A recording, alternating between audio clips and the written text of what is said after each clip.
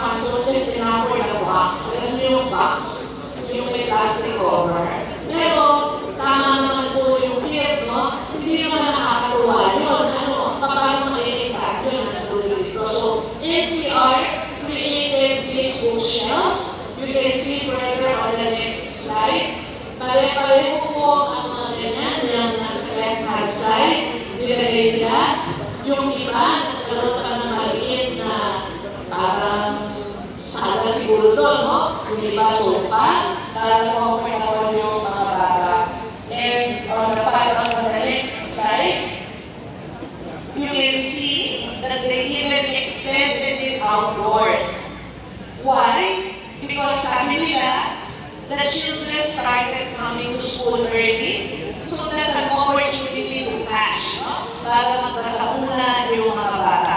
So nagkaroon ng outdoor books. And I must say, nakakatuwa din po yung sa baba, the one that looks like a typewriter.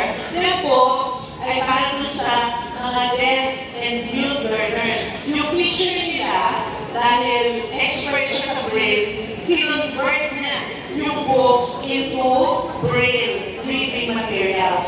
So pagkipunod sa deaf and mute class, nagkaroon sila ng storybooks. So once again, simple, but I look forward to the time when Sir Rosalian and your officers will share with us what happened in your schools, because somehow this particular initiative brought well. Sana po tulungan mo kami, no? Secondary schools, matindi po ang ating literacy problem dyan. Please help us. Of course, the storybooks will have to have their counterparts for adolescents, but you know best. Why do I say that you know best? Because if I may be allowed to maintain the analogy of the bumblebee of the bee, on the next slide, sa isip ko lang po, siguro maihahalin tulad natin at ating mga sulit sa Queen Bee, yung reyna ng mga buhuyo. Bakit po?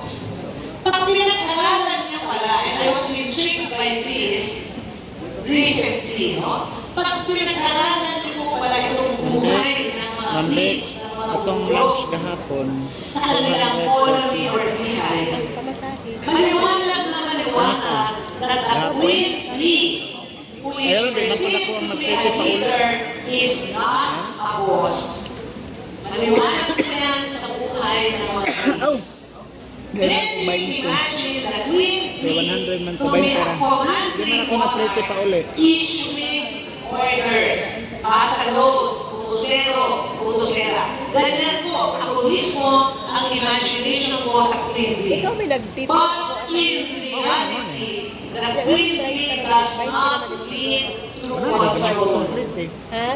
The queen bee leads through presence and purpose.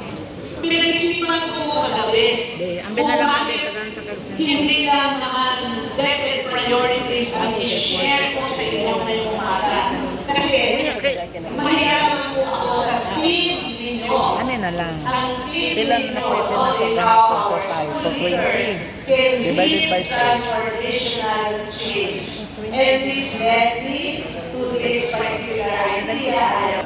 So there, the primary role of the queen bee really ends. Okay? But I had on the right hand side there, a true leader is not